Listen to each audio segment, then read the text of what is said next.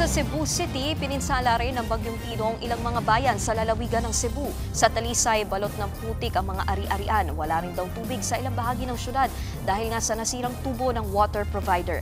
At para sa update, makakausap natin sa telepono si Mon Gualvez. Mon, saan ba ang punta ninyo sa ngayon? Nikki, papunta kami ngayon sa Liloan, Cebu, kung saan na-report na mayroon 35 namatay dahil nga dito sa Bagyong Tino matapos manalasa sa lugar. Pero galing kami ng Talisay, Cebu, kung saan tama ka, balot pa rin ng putik ang malaking bahagi ng lungsod. Nagkarat ng samot-saring mga debris na natapunan ng makapal na putik. Bukod dyan, may mga sanga ng punong naputol at mga bahay na nawasak. Bakas din ang pinsala sa mga sasakyan ng baha. Ang isang malaking subdivision nga ng lungsod, hindi rin nakaligtas. Kagupit ng bagyo. Umapaw pa yung pagkinsapan ito, nagtado sa umapaw ding Mananga River. Ito nagdulot ng malawakang flash flood sa lugar.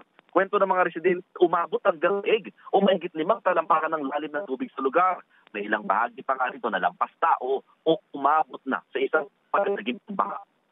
Ang din nakabalik ang ilang mga residente matapos humupa ang baha. Ang problema, bukod sa wala pa rin kuryente, malaking hamon din kung paano agad linis dahil sa na tubig. Nag-agisong isang water provider ng 800 million pipeline sa matinding baha. Tinatayang 5 araw ang kakailangan para tuluyang maiayos ang mga tubo at may balik ang normal na supply ng tubig.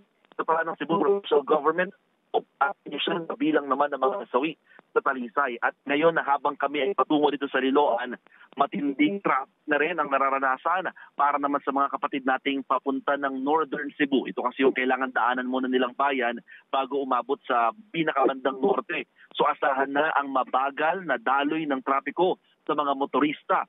At isa pa, talagang grabe, matindi ang kawalan din dito ng linya ng komunikasyon o signal sa malaking bahagi ng bayan matapos ngang labis na maapektuhan ang nalang ng Bagyong Tino. Nikki.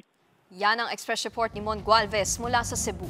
Mga kapatid, Nikki de Guzman po. Para sa pasada ng mga rumaratsyadang balita, mag-follow at mag-subscribe na sa social media pages ng News 5.